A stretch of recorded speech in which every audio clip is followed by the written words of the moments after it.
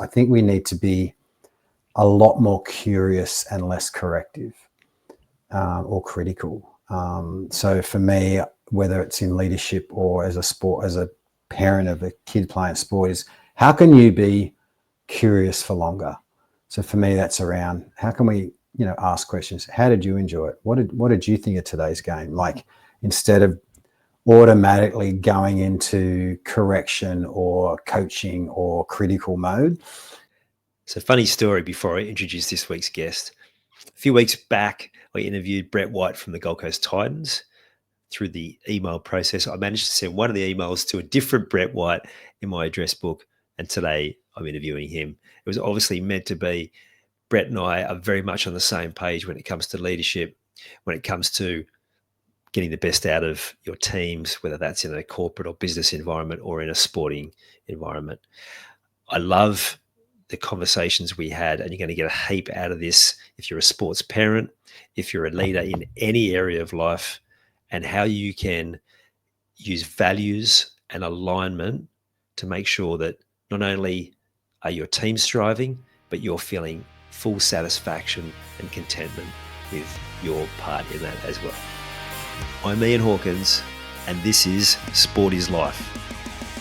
The purpose of sport, as I see it, is to see your vision become a reality, find your voice, create strong connections, and learn to trust your body.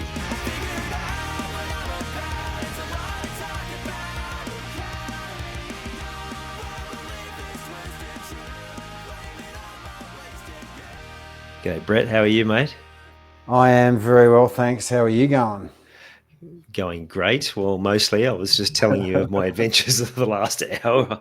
But, you've had a fun hour at least. Exactly. We've still got the effects of the smell of what my cat was up to in this office. But anyway, we won't go into those details. Thanks, mate, for coming on. Our initial funny story, I was people... regular listeners know I interviewed Brett White from the Titans recently, and I accidentally sent them the follow-up email to you, and you're like, yeah, sure, I'll come on. So here we are. And if our first chat didn't go by, this is going to be a cracking chat because we are very much on the same page around football, around leadership, and I'm really excited to be unpacking this with you today. Yeah, so I am a different Brett White, so don't confuse me with the other one. Yeah, I got confused, mate. That might be a story for another podcast episode. Yeah, that's right. How do you end up in performance and leadership? You obviously haven't been doing this your whole career. No, well, I mean, I'm getting close to 60 now and been involved in leadership kind of development space for over probably 25 years. Predominantly started out in not-for-profits, working in community-based organizations, and then just found myself constantly either mentoring, coaching, supporting other leaders, and just sort of grew into it. And then sort of 12 years ago, started to do some of my own work on the side, and then officially kind of went full-time into my own business in leader development. Looking at team culture, leader behavior, team development, that kind of stuff about 4 years ago, but I've been had the business running on the side for about 12 years now. Yeah. Similar timeline for me. I probably started off about 11 years ago. Yep.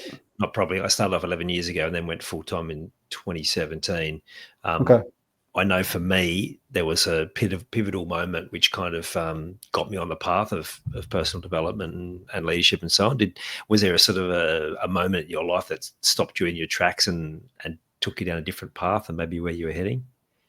Definitely for me, and I think I mentioned this to you once before, I'd been working in Cambodia now for nearly 15 years, on and off. I'm there between 3 or 4 times every year, and I do a whole bunch of work with football, soccer, with underprivileged and impoverished young people over there.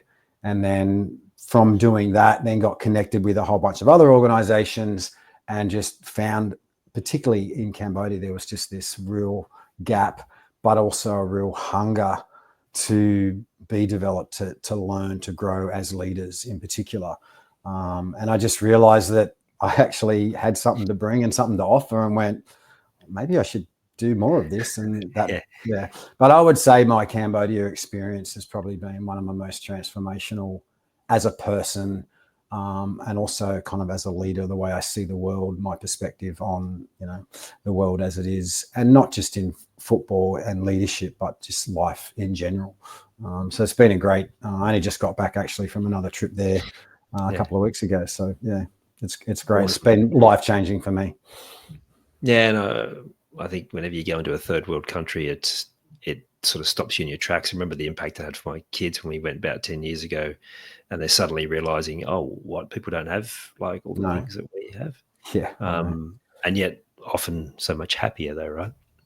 Yeah, I mean, everybody says that, you go into a local village and kids are sitting on the ground playing with stones and rubber bands, and they've got the biggest smiles on their face that you've ever seen, having the best time ever. And sometimes I think it is a good, I mean, I take teams every year. I do a soccer trip to Cambodia every year, and I take teams over, and we run soccer clinics and for kids at risk.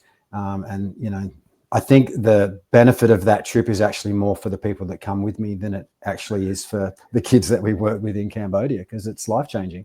I'm down in the Shire, southern part of Sydney, and it's pretty affluent, have pretty much, people don't really have much want out here, really. And so taking a bunch of, I've had men, women, families come over since 2012. I've been running those trips.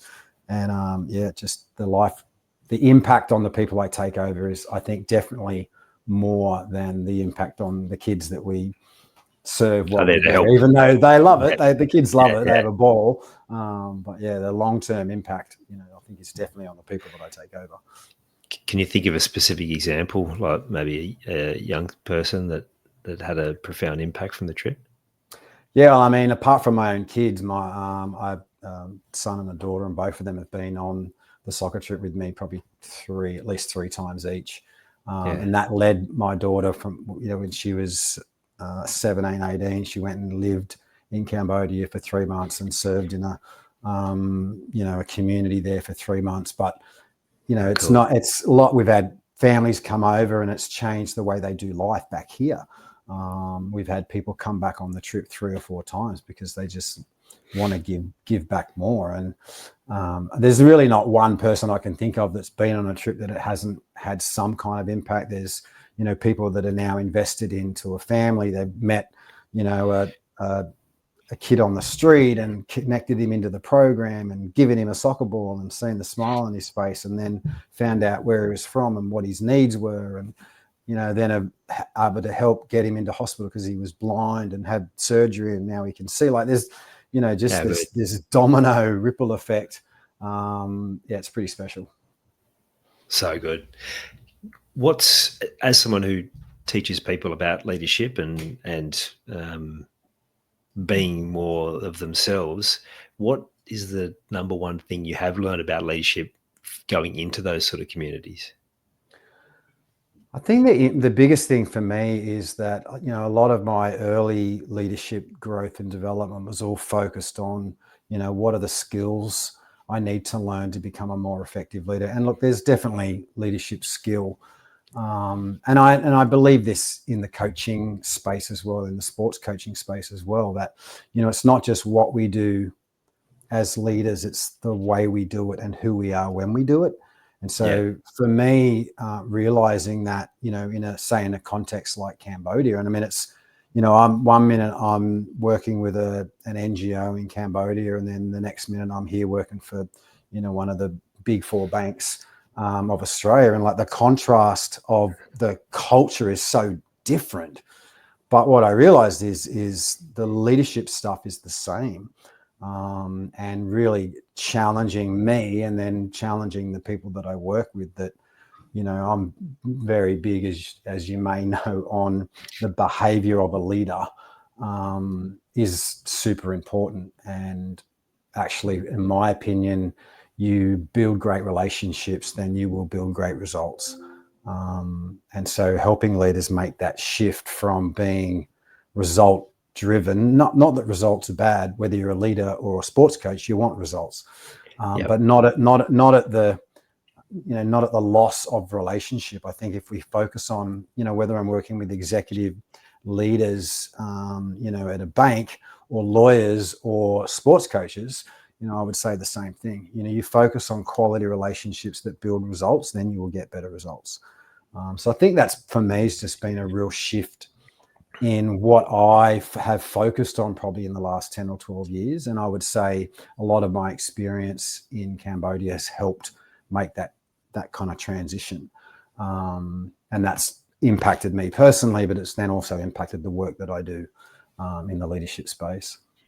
Yeah, I love it. And what you said there makes me think of something I'm sure I mentioned in a previous podcast, talking to Ben Ike, and he was talking about this string theory, which you may have heard of, and it's not the strength of the individual things; it's the strength of the string that connects them.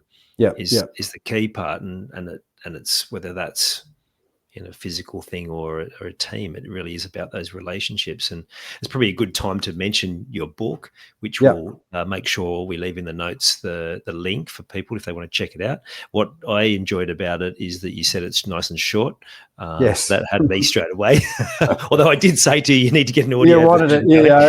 Actually, funny you mentioned that, because after that conversation, I actually Googled, how do I do an audio book? So it might come soon. Coming soon. Yeah, good. But for the listeners, it's not a big read, so you actually don't really need the audio. But I know there's people out there like me who prefer that. So you talk about in that book, the book's called Behave, just how important coach behaviour is in strengthening athletes' performance and also growth. But I'm sure that applies not just in football, but across all areas of life, right?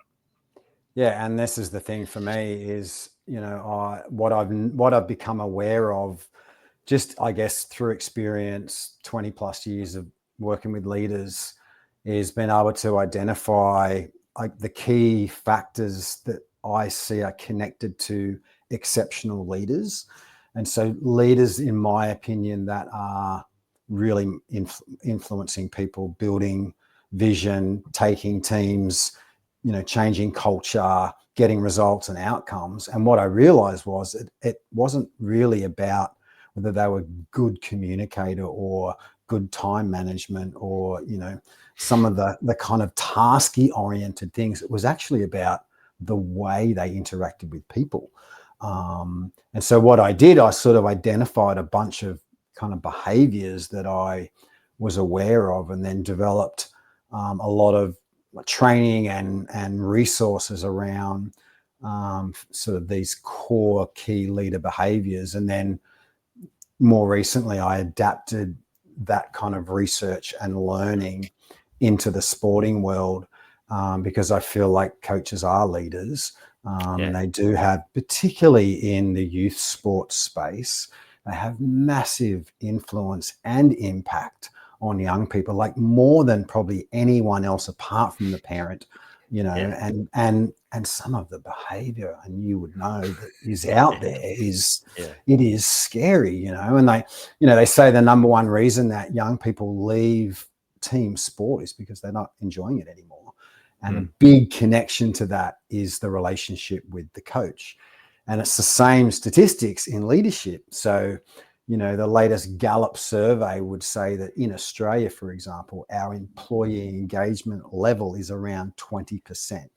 So that's 20% of people's employees are fully engaged at work. So they have 80% either not engaged or disengaged.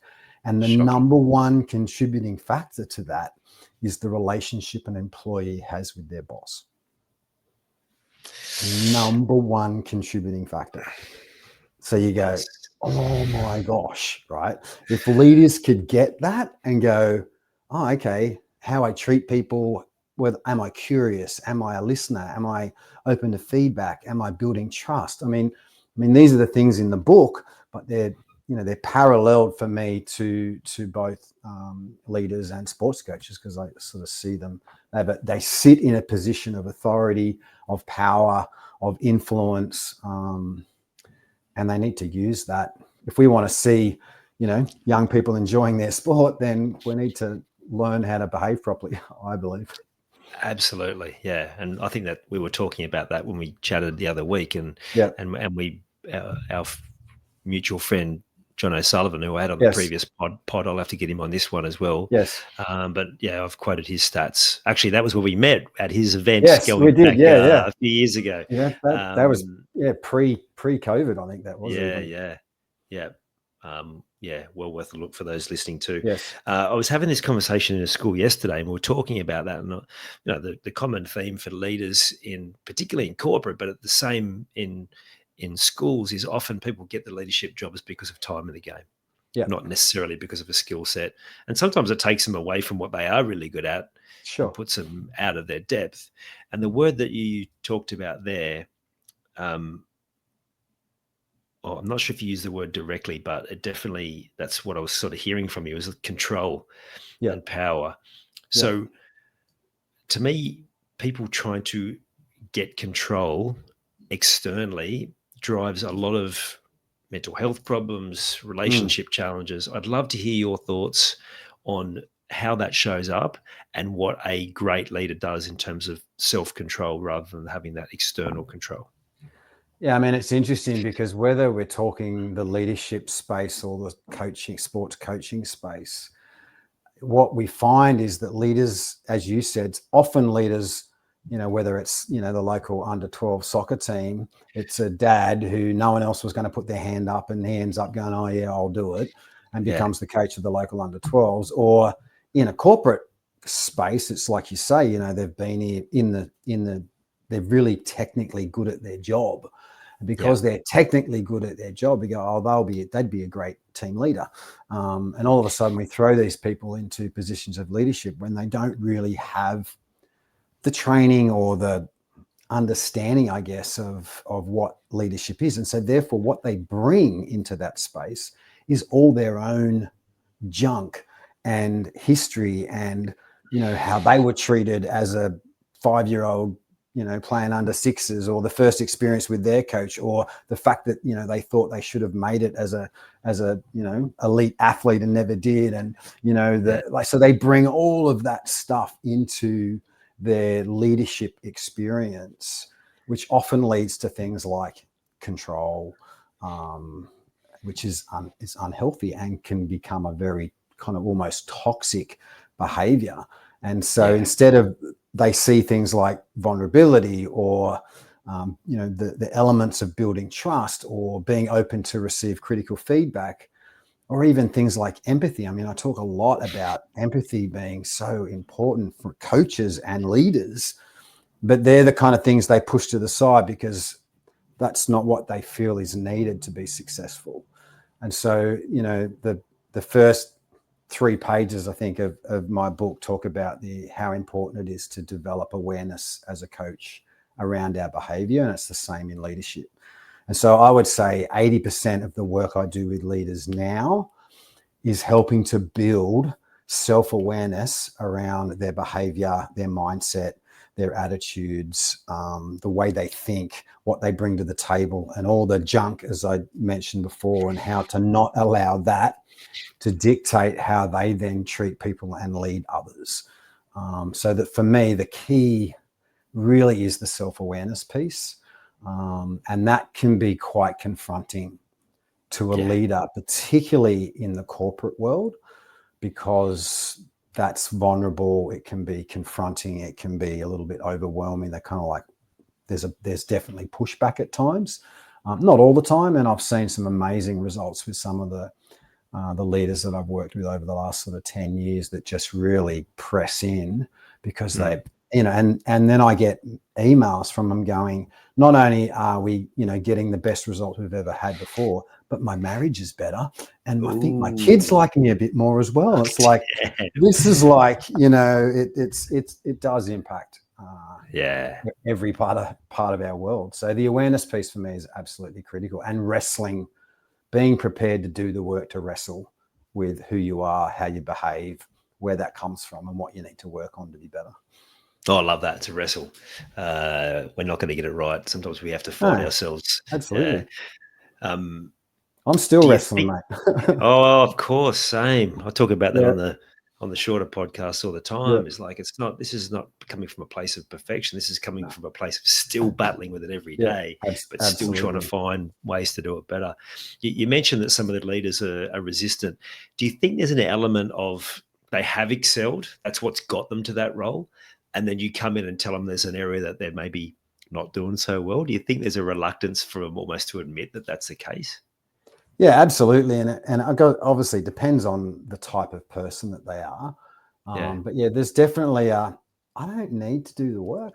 I'm successful. Like, yeah, even though I leave a trail of destruction with relationships and people, I'm getting results, I'm getting numbers, I'm getting sales, I'm getting out whatever the goal is. I'm doing all those things. So yeah, therefore, and the hard part about that is that a lot of organizations, they reward the result, right? hmm, Regardless of the mess that might leave. And so because of that, they're getting their rewards, they're getting their cash bonuses or whatever. And so it's kind of almost affirming some of the poor behavior and damage that this is happening to people because I'm getting sales, I'm getting outcomes, I'm hitting my KPIs and above. And it can be the same in the sports context as well, because there yeah, are some, very technical, very great minds strategically in sport that have no idea how to manage people.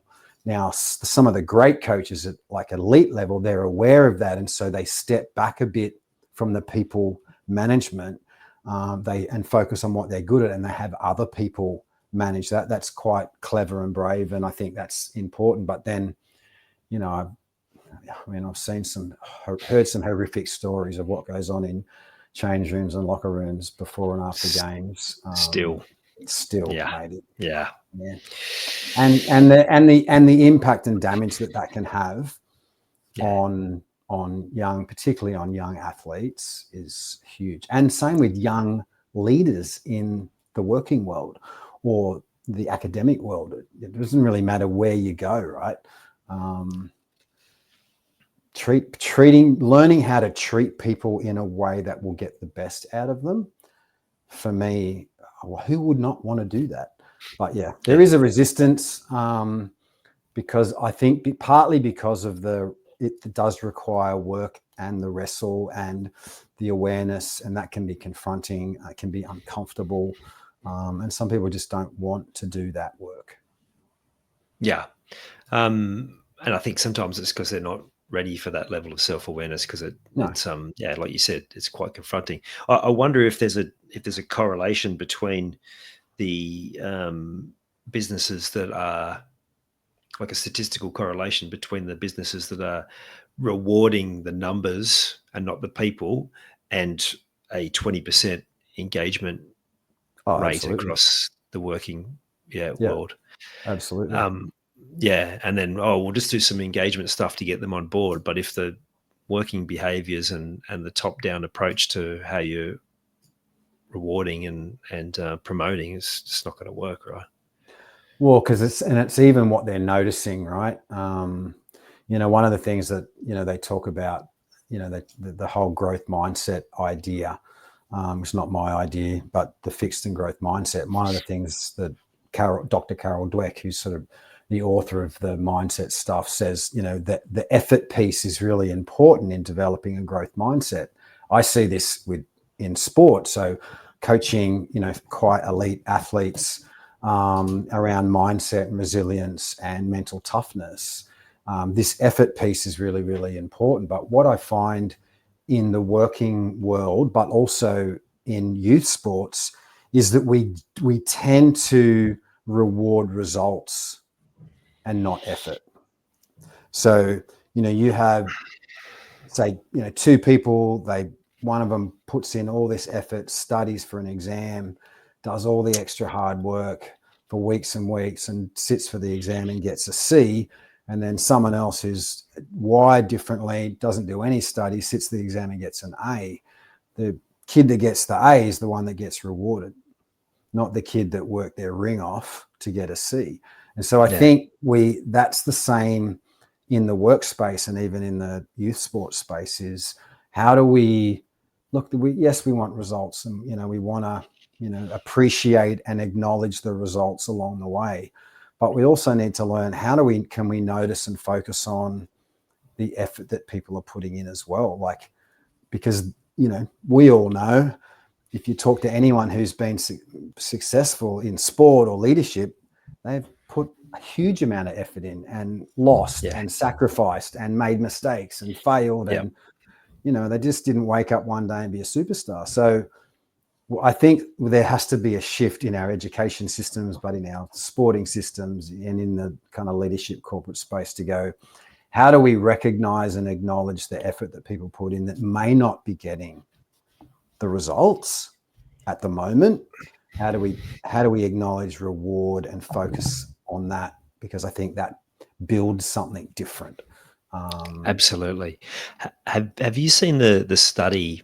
It was an academic study where they had the two groups. One group was praised for intelligence and one group was praised for effort. Okay. I haven't seen it. So the results are first exam or first testing, the praise hadn't come. So they both did the test. And of course, the more intelligent, in inverted commas, does better. But then they praised them. The intelligence levels were relatively equal across the groups. But one group then, after that first test, comes to the second test. When they're praised for intelligence, well, then that's an element that's outside of their control. So what they do when they go to the second test is there's a 70% decrease in results because rather than put in all that effort and not do as well and think, oh, I'm not intelligent, they will rather play it like, I know why I didn't do as well because I didn't put in as much effort. Whereas the ones who were praised for effort, again, increase. I can't tell you. I think it was about 70% as well, because they knew they were in control of their improvement. Yeah. And if they put in effort, they would get praised and they would get acknowledged and they would be seen. Absolutely. And yet, we had this conversation the other day. What do we see around local football parks? I'm sure it happens across all sports, is people getting praised for ability, for scoring goals, for the results. And the follow through from that is not better performance. It actually reduces performance, because it's like, well, they keep saying I'm a really talented footballer, but what if I don't live up to it and then I don't get as good a result? So maybe it's easier if I just play more middle of the road. Whereas the kids that you praise for effort, for behavior, all of those different things, actually their performance goes to a whole other level. And I'm sure it's the same for leaders too, right? Absolutely. I mean, and again, like some of the stats and stories that I hear about, parents moving their kids out of teams that aren't winning, right? It's like because no, I want my kid needs to be in a winning team, right? Mm-hmm. And I'm like, man, like it's come to that. Like seriously, like you're not going to teach our kids anything about resilience and strength and determination and effort, and if we just move them to a team that's going to get results, right? And this is it's the same kind of thing. And for me, it's just not. We're not helping kids, young people, young leaders, emerging leaders. It's interesting. I had a podcast that I did during COVID because I was a bit bored. I didn't get a lot of work during COVID because I do a lot of workshops and one-to-ones and I did a bit of online stuff, but. So I did a podcast, but I did it with just interviewed a whole bunch of emerging leaders, so young leaders, and like some of the questions I asked them was about, so what do you really want from a senior leader, from the mentor, the person you're looking up to, and it's all relationship, it's trust, it's buy-in, it's like listen to me, like give me a seat at the table, none of it was about technical skill. And I remember I was on John O'Sullivan's podcast at the end of last year, and we were talking. I don't know if you remember the exercise that he did. I'm not sure if it was with the post-it notes. It's sort of like he may ask the question, think of the leader or coach who has influenced you the most in your life in a positive or a negative way, and then write down three sort of attributes as to why. And then he got, on this side, it was all a relationship, trust, bought into me, believed in me. And then on this side, it was really it was literally like 5% on the technical side and 95% on the relationship side. So, I mean, we know this stuff, but I feel like we've got to shake up some people because it doesn't seem to be changing in youth sports or in the leadership space, from my experience. Very slow. And staggeringly often in the elite sports space as well. Yeah. I mean, I have a limited connection. I've done some coaching with a few like players in Matildas and things like that, but more one-on-one stuff. But yeah, I mean, you see it at that level. Absolutely. Yeah. You talked about the pressure on young athletes. What have you seen that's happening that you just loved? You talked about shaking people before. What, is there a common problem that you see that there's an easy fix for? I would say, as a general thing, that probably the key for me is around cultures of trust. I mean, they say that the two things that people need most in effective, high-performing teams is a sense of belonging and safety. And I think in the coaching world, if we can grab those pieces and go, how do we create a culture in this team where people belong? That means a coach sometimes needs to listen more to his team than he does speak. It means that they have to work on building trust and connect, which is connection. And I think, as I said before, things like curiosity and empathy. Do the young people in your team feel like they belong to something significant and want to be a part of it? And do they feel safe? In the sense that safe to make a mistake, safe to ask a question, safe to get it wrong, safe to disagree. I mean, this is both in the sporting and the corporate world. So for me, I think that's where I see success in building, great team culture. Those things are always evident. Absolutely. Now, when you are putting your coach hat on, when you're doing, like, as in football, how are you able to then bring that leadership stuff through, but also still be that connected and it's decent level community football, but it's still community football, but still be that person that's connected not just to the team but the community? Because this is some resistance I've heard from people, is they're worried that if they step too much into that space, then people almost might look down on them because they're going to, like, I can't remember the exact quote, but it was someone saying they almost feel like it's going to be like they're almost too self-praising, being this sort of expert in the space. And I'm like, well, I'd be curious why you think that's so. But yeah, so how do you make sure that you stay grounded while you're helping be that leader for those young men that you're working with? I think the club that I'm a part of, I was quite involved in helping reshape culture. I was involved as the vice president. I was the player and coach development coordinator for 10 years. And so had a lot to do with helping develop the culture, who we want to be, what do we want to be known for. And even now, I'm coaching our first grade team in Premier League here in the Sutherland Shire. We're always looking at, we're an example to the whole club. So again, we have a set of values. We have, this is who we want to be known, and we agree on them at the start of the season. And one of them is club comes first, then team, then player.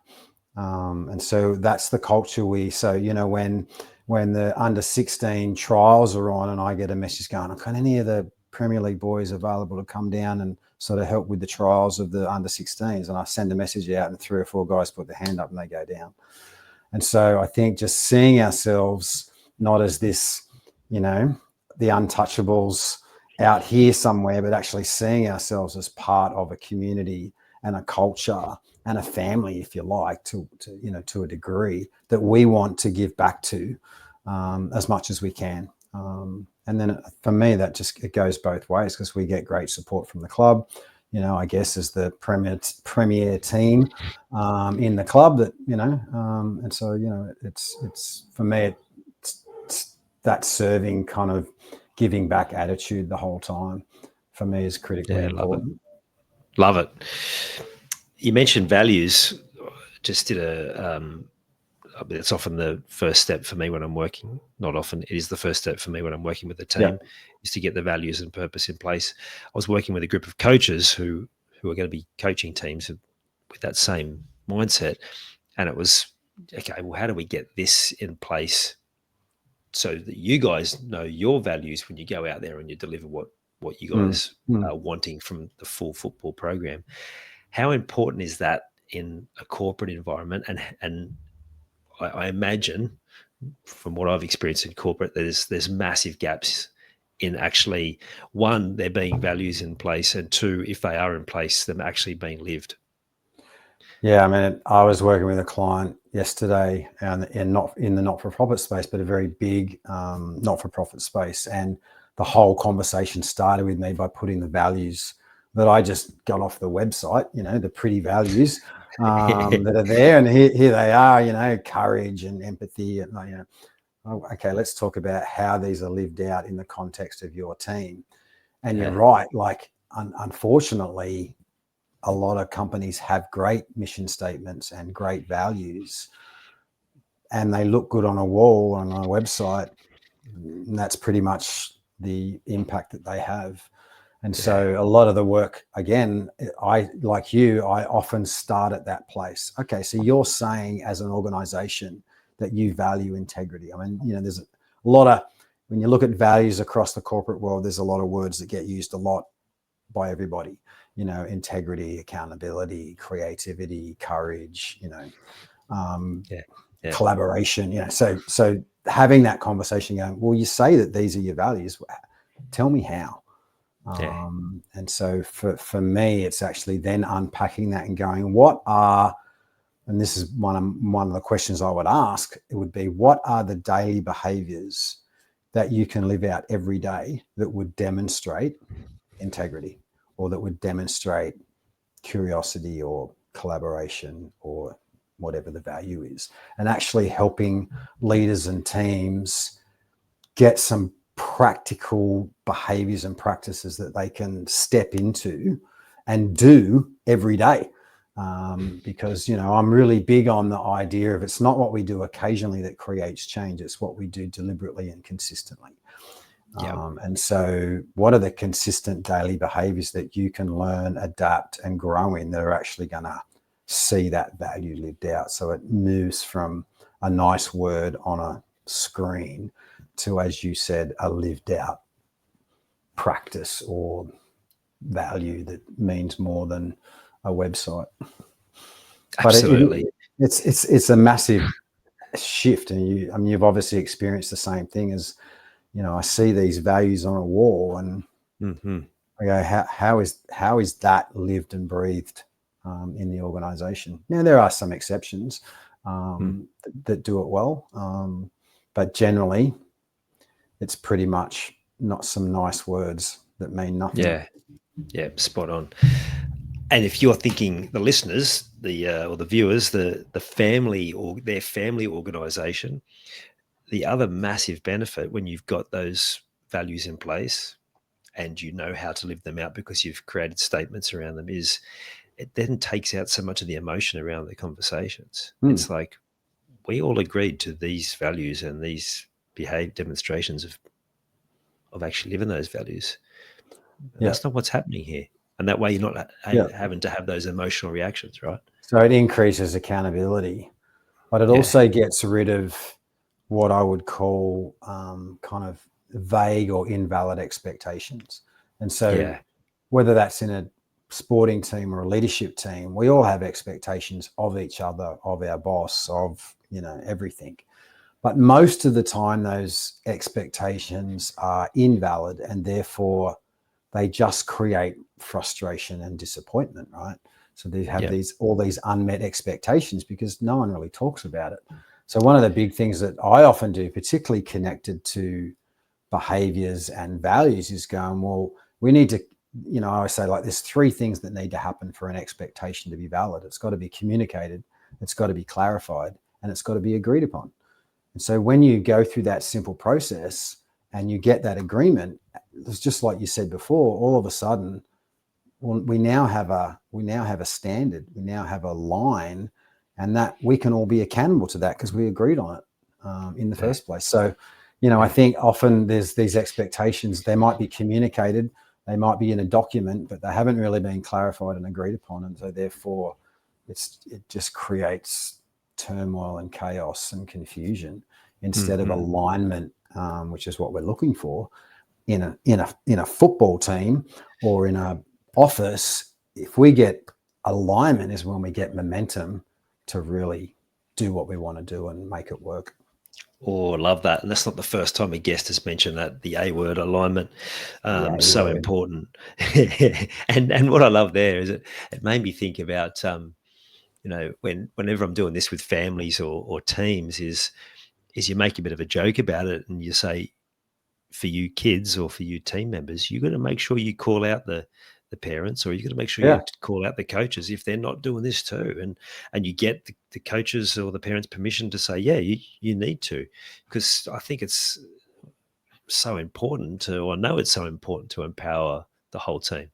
Yeah. Like you were just describing before, like it gives people buy-in and they feel involved in the decisions, and it's a complete game changer. Very true. You're talking about values, and what struck me is everyone has had an experience with someone through their life that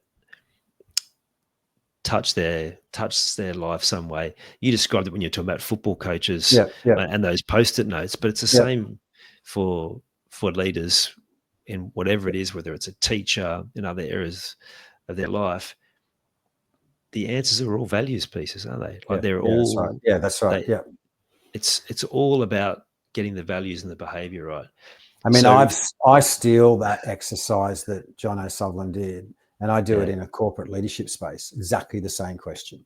What's a leader that has influenced you the most in a most amazing way or the most negative way? And same thing on a post-it, and it's the same result.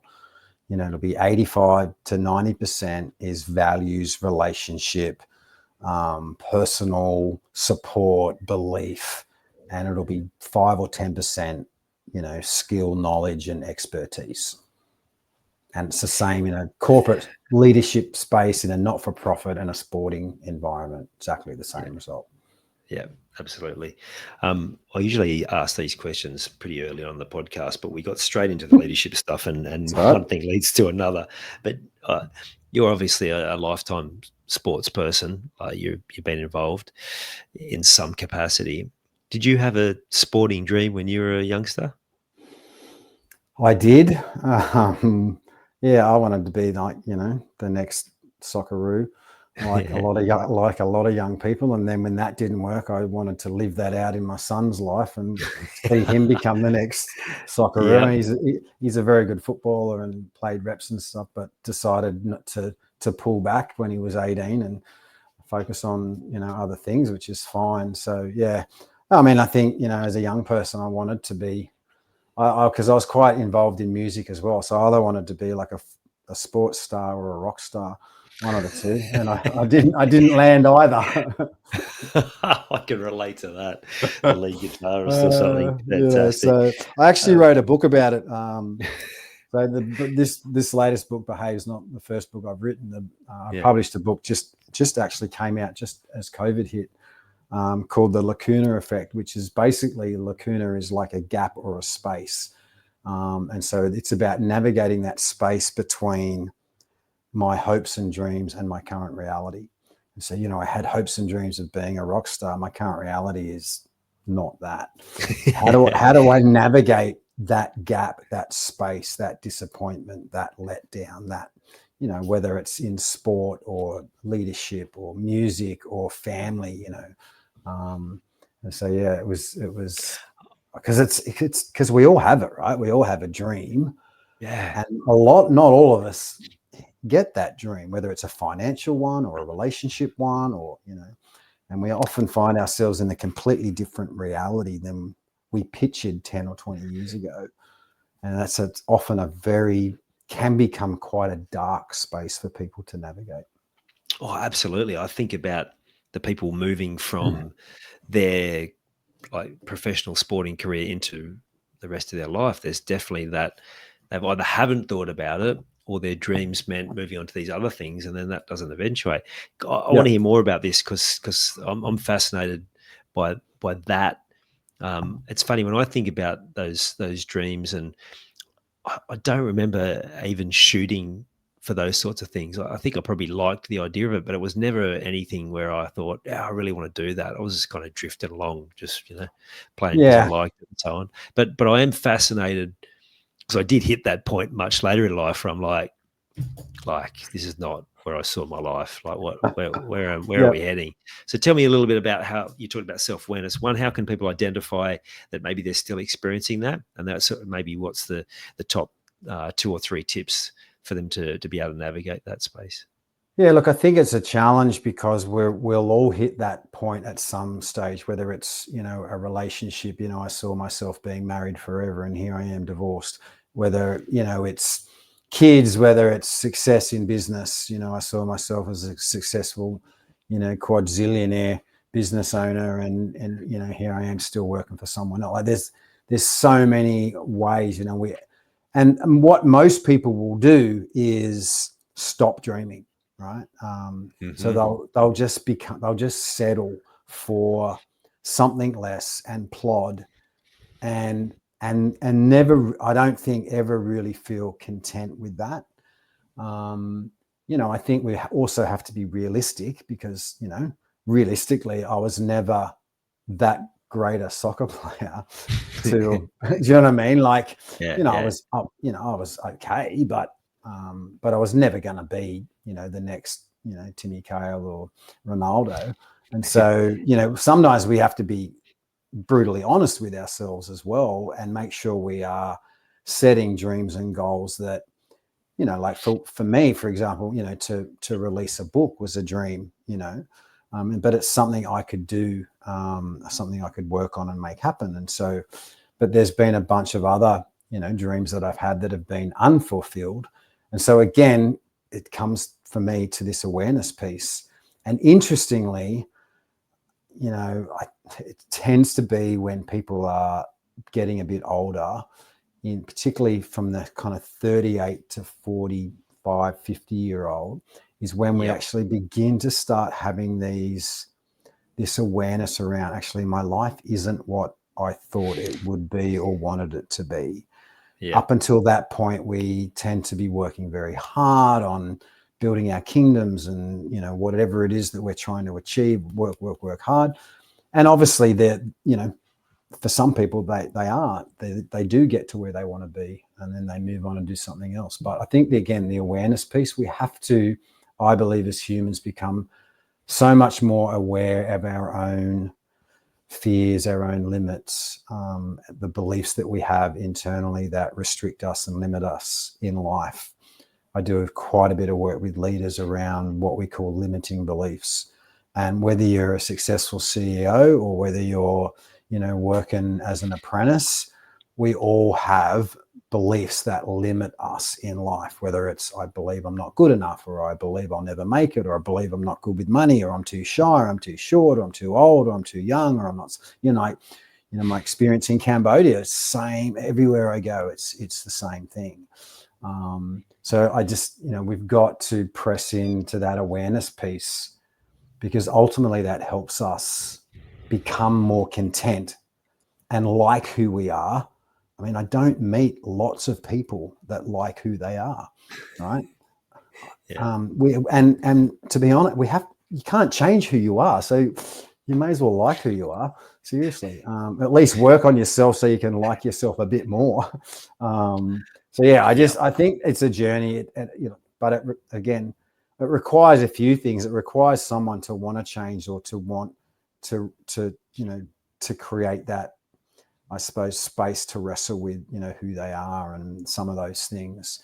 But I also think it takes communities and groups to gather, whether that's mentoring relationships, whether it's a bunch of mates, whether it's, a coach and his young people in his team that are willing to walk alongside and with you.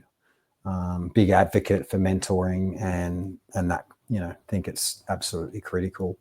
This day and age, the young people are confronted with a whole bunch of stuff that I was never confronted with as a young person. Yeah. I only had the newspaper and Channel 9 News to see what was going on in the world if I bothered looking at it. Whereas today they can see every bad event that has happened in the world as it happens on their phone across the whole globe. And they are inundated and confronted with a whole bunch of horrible, traumatic, sad events that I think is very overwhelming. I don't think our human brain was ever meant to have to deal with that much negativity, if you like. And so I do think it has impacts, creates a lot of fear and anxiety and worry and uncertainty, and we have to wrestle. And I think people like me, people like you are a bit older and see the value of this, need to be speaking it out more as well. And that's, so, a lot of what I do with leaders is exactly that. You can experience so much more in life by being a better, true version of who you are, but it's going to hurt a little bit. I think that's what stops a lot of people, is that Exactly. they're worried, the uncertainty of what that pain will look like. Absolutely. It definitely takes courage.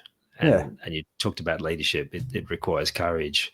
I was going to ask you about, the other thing I was going to add was what you described there is like they get to a point and then they're not content. And that's a big one, right? Even the ones who do achieve their dreams, often the case is like just not happy. I remember interviewing enough, right? Not enough. Interviewing a guy on my previous podcast, and he was saying his big thing was like, money won't make you happy. He said, I was sitting on my kitchen table, these bank statements, I'm looking at all the zeros, and he goes, and I just wanted to top myself. Yeah. Because he was driven by this more.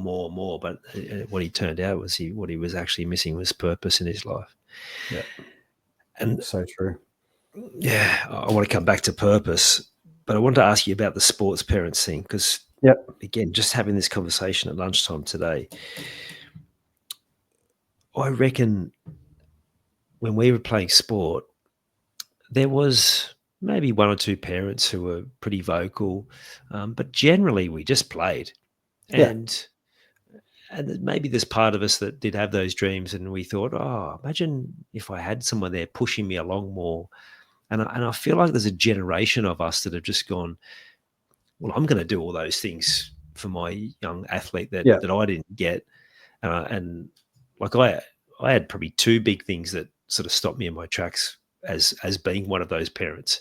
One was my eldest just hating sport and me trying to go do this. Like, no, I don't want to do that.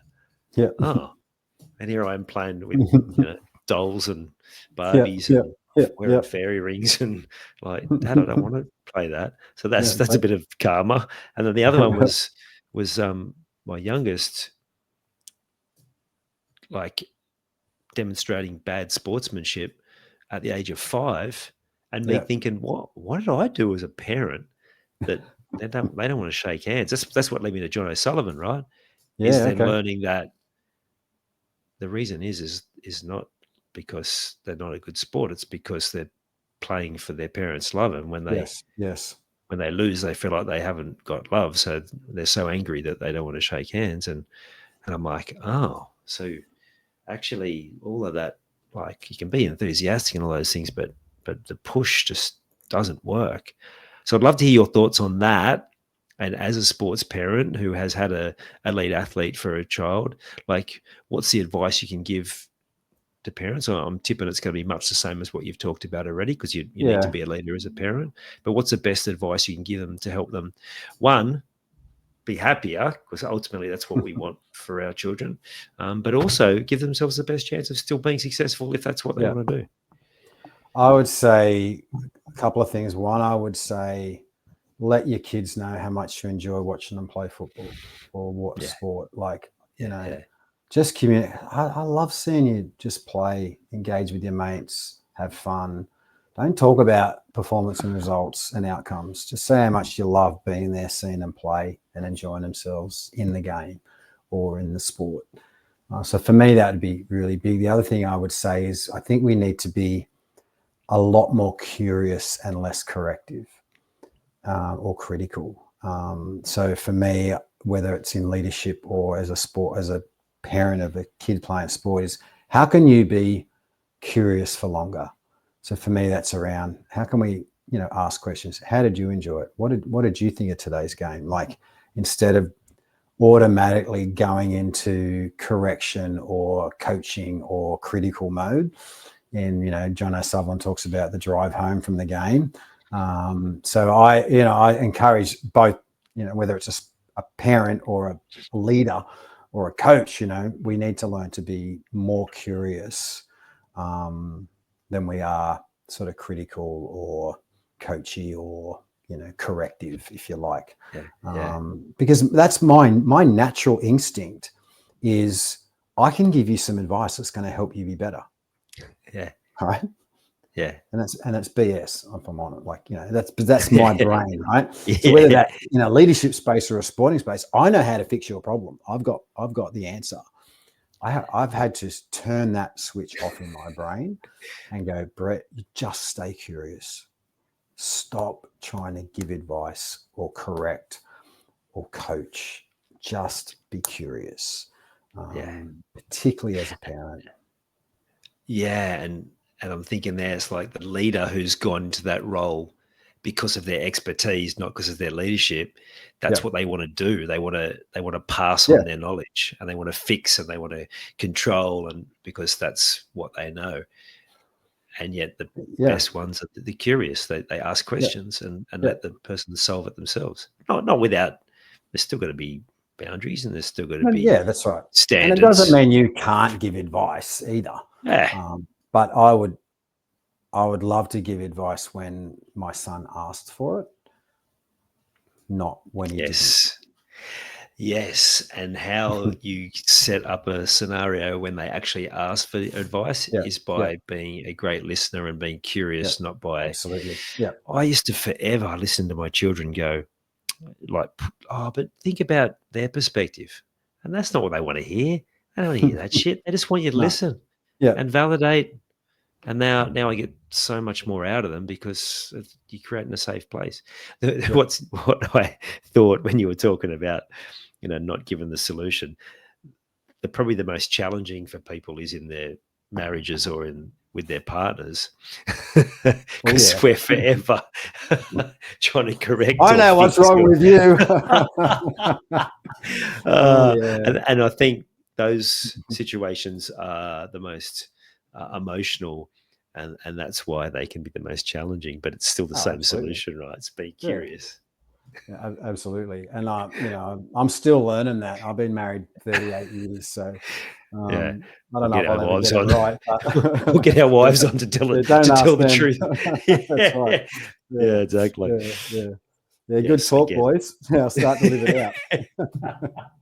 Again, coming not from a place of perfection, but from one of learning. And that's it. Because that's where that word you've used a number of times, curiosity, that is super important. And it's a underappreciated word in high performance. Yes. Time and again, you hear them saying that, like, you got to be playful, you got to be curious, and I think it's very much connected to that sense of control. We feel like if we're doing it that way, we've got to let go of control, and it's external control. You don't want to be trying to control all your stuff, but you can come back to self-control, which is where you're going to have so much more of that satisfaction that's often missing. Yeah, and I think like the curiosity is one of the behaviors that I see in exceptional leaders. They just have this innate or learnt or practiced sense of curiosity, So, when someone comes to them with a problem or they're not performing, their first instinct is to be curious. What's going on for you? Like, Yeah. how are you Yeah. really doing? Like, not, we tend to go into judgment mode or advice giving way quicker than we do curiosity. Yeah, absolutely. I learned that tough lesson early days of being a leader in corporate was Yep. a young fella just burst into tears because he's like he wasn't hitting standards, and he's like, mate, I'm Yep. trying so hard. I'm trying to do all those things.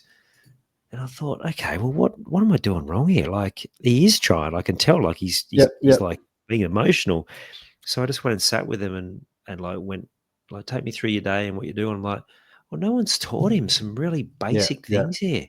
Yeah. And we just, again, that's a curiosity that only came from me having like what felt to me as a leader as a really bad moment. Like, I Yeah. was like, oh man, I've been pushing this poor kid and I'd never taken the time to find out.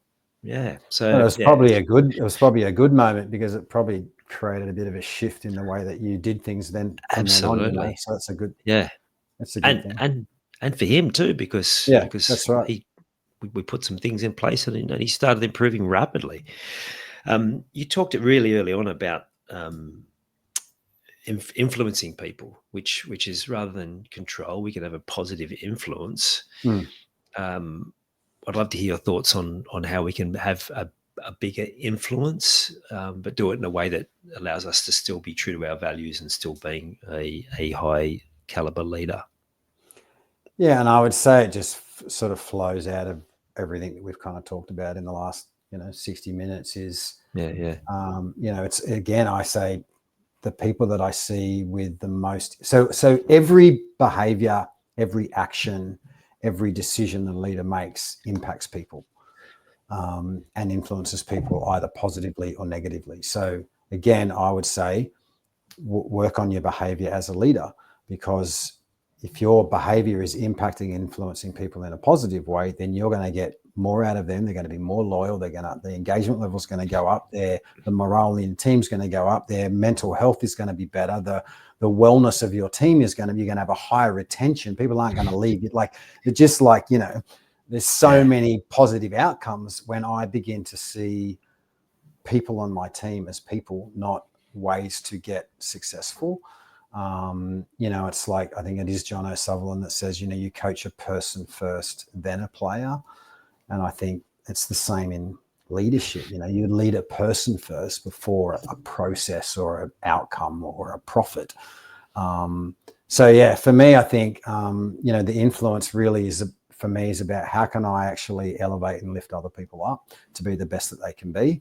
And that's the influence that I want to have, whether that's with us in the sporting environment or the leadership environment, is how can I help you be the best that you can be? And I'm not threatened by that. I'm not intimidated by that, because that's what great leaders do, is influence people to be the best that they can be.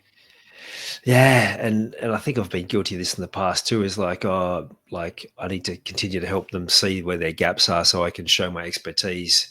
But actually, what you need to do is fill them up on what they're doing really well, so they can Yes. just see just how good they are, and that's where people get the best results. It's a detachment from the ego of needing to have some sort of stature, and instead coming from that place of the heart and actually making it about what's going to be the best outcome for them.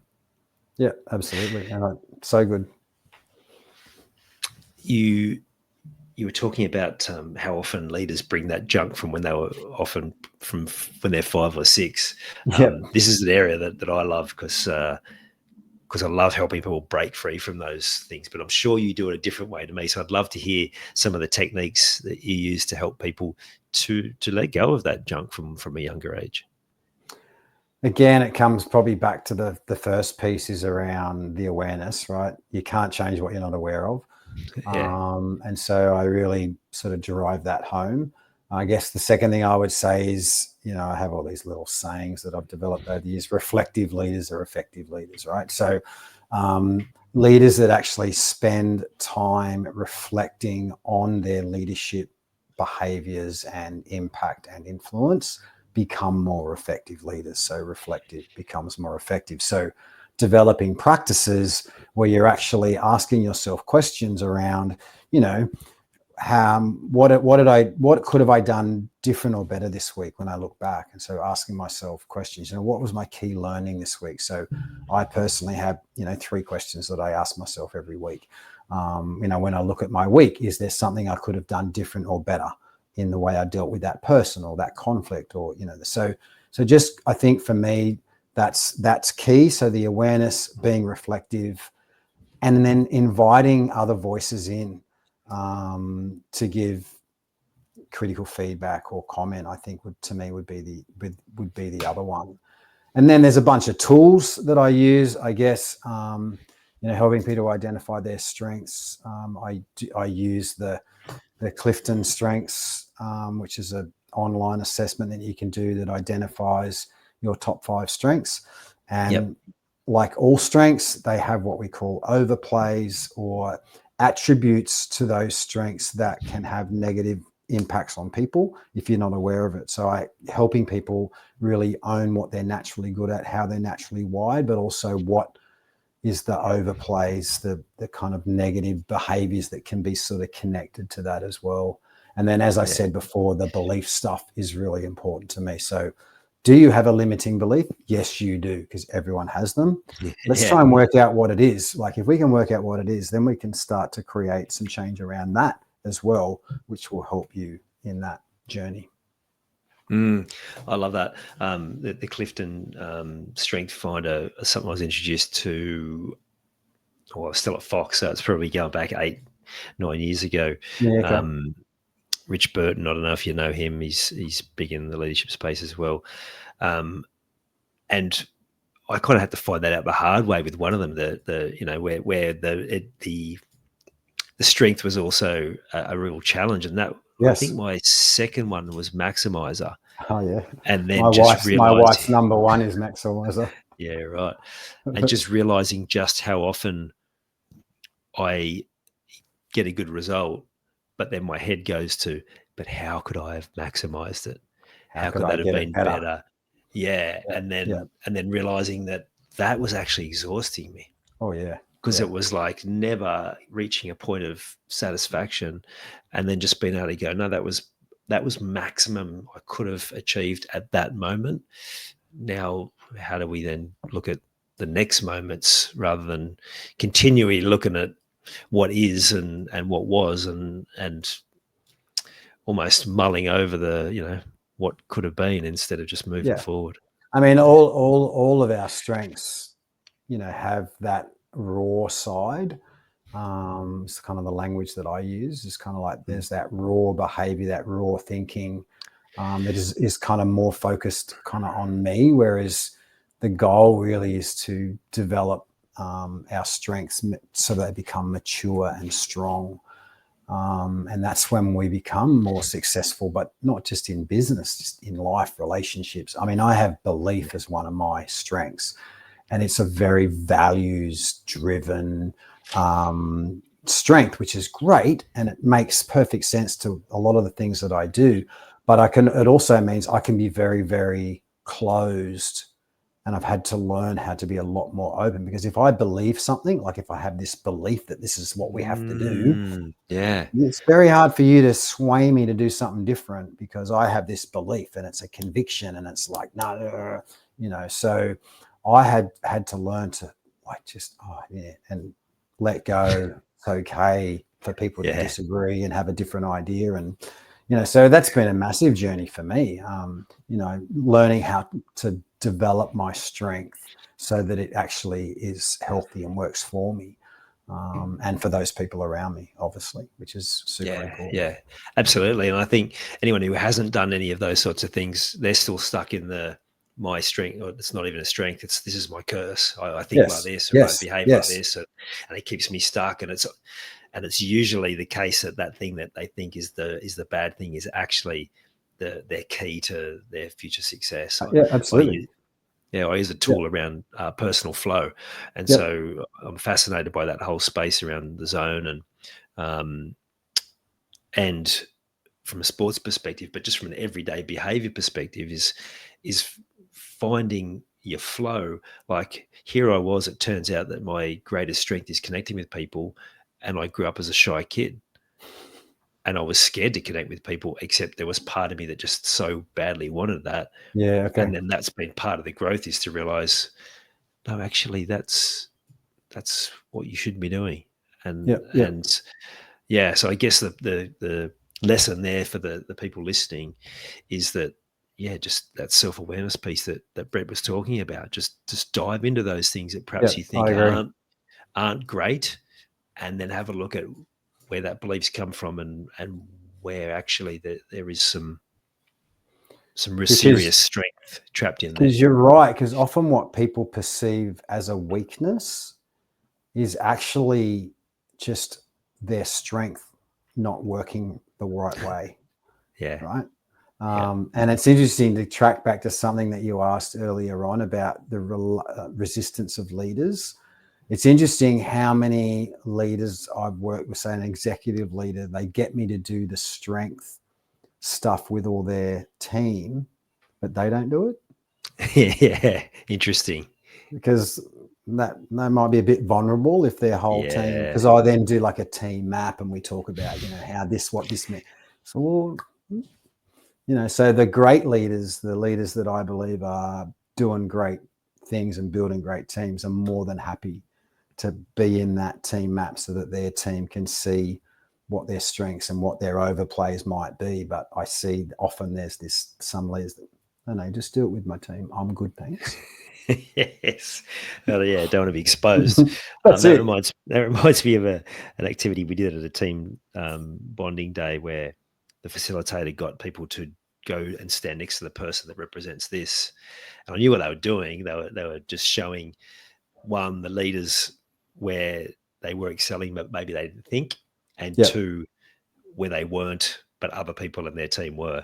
And I know that was really profound for me, like as the second in charge of that team and my boss, where there was a few things that maybe he thought he was good at that they sort of went to me. There were other things that like he maybe hadn't seen, whereas they were just like all over him going, we want more of this. Like, you need to give us more of this. And he was like, how cool is that? Like, it's really profound. I know you said before we started, you'd be hard pressed getting past 10 minutes. I feel like we could probably talk about this stuff for hours and hours, but I think we could too. There's a lot of great alignment. I love it. It's really good. Yeah. Yeah. And what I love is that you talk a similar language to me, is how these important things that we can learn in our life are transferable. We learn them in sport and take them into other everyday life, or we learn them in everyday life and we can take them into sport. And that's the very, was the main premise of this podcast when I got started, is there's those transferable skills. So Brett, thank you so much for coming on and sharing your wisdom. I've loved it. I love the fact that this kind of came about by accident, but also I'm a big believer that there are no accidents, and that I was meant to have this conversation with you. And I'm looking forward to us catching up again and having many more conversations, particularly with our passion for saving the world of community football in New South Wales as well. Yeah, well, we'll see how we go. Yeah, see how we go. Watch this space for sure. Yeah, thanks for having me again. Good alignment, which is, it's great to hear other people with similar passions and values and wanting to make those kind of impacts, with people across all walks of life. So good stuff, mate. Loved it. Absolutely. Cheers, mate. Appreciate it. Thank you. Brett's a leadership expert, and to me that really shone through in that conversation. The knowledge, the wisdom, the tips that Brett shared that you can now go and apply to every area of your life. Make sure you check out his books. The one, if you're a sports coach or a sports parent, more recent one, Behave, the Power of Coach Behaviour. And he's got another book there, and he's got a whole body of work you can check out in the links in the show notes. Now, the lesson for you to add to your game plan: be more curious. Whether you're a leader, a manager, a parent, a sports coach, come with that curiosity. That's how you get high performance. That's how you get the best out of your people. And the other one was that self-awareness piece. And you've heard me talk about the journaling process. That's how we can be more self-aware. That's how we can see the things that are getting us stuck, and we can make changes. And if you're curious about the structure for journaling, shoot me a note with my details in the show notes, and I'll send you my journaling process. You've taken the time to listen to this whole episode. Now it's time to take action. Commit to one thing you've learned today and make it happen. And to avoid any obstructions, join the Sport is Life movement by clicking on the link in the show notes.